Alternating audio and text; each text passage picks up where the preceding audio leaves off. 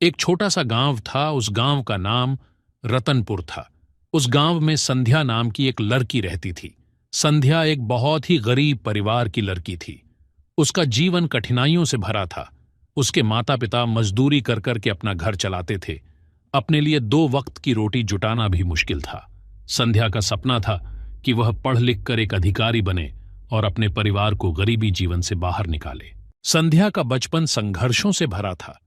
School जाने के लिए उसे हर दिन 5 किलोमीटर पैदल चलना पड़ता था।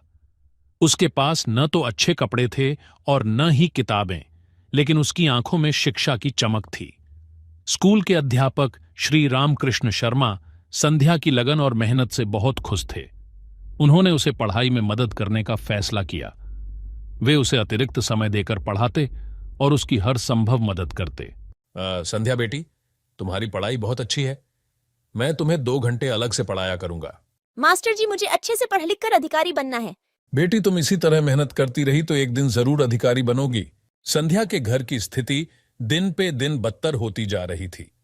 उसके पिता की तबीयत खराब रहने लगी थी और उसकी मां को अकेले ही काम करना पड़ता।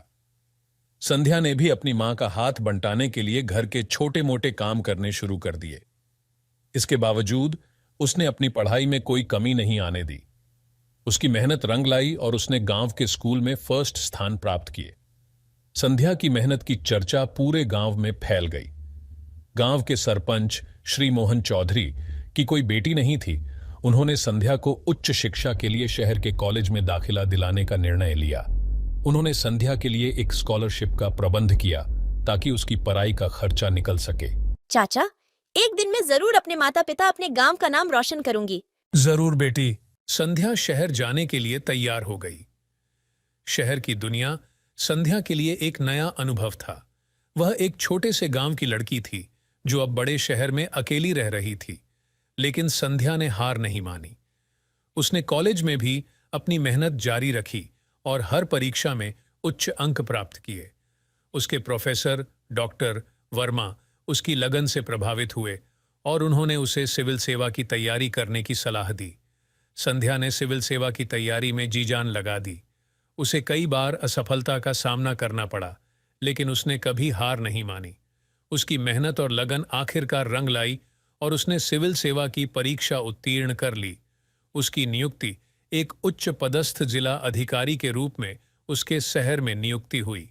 संध्या की नियुक्ति की खबर गांव में फैलते ही पूरे गांव में खुशी की लहर दौड़ गई। उसने अपने परिवार की आर्थिक स्थिति सुधारी और अपने माता पिता के लिए एक अच्छा घर बनवाया।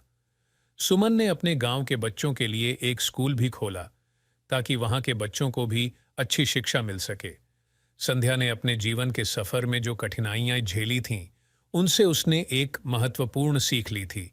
मेहनत और लगन से हर कठिनाई को पार किया जा सकता है। उसकी कहानी आज भी गांव के बच्चों को प्रेरित करती है कि यदि सच्चे दिल से मेहनत की जाए तो कोई भी सपना असंभव नहीं होता। संध्या की कहानी गरीबों के लिए एक प्रेरणा है जो बताती है कि यदि हम सच्चे दिल से मेहनत करें और अपने लक्ष्य पर ध्यान केंद्रित रखें तो कोई भी मुश्किल हमें रोक नहीं सकती। उसकी यात्रा गरीबी से अधिकारी बनने तक की है, जिसने उसे और उसके परिवार को एक नया जीवन दिया।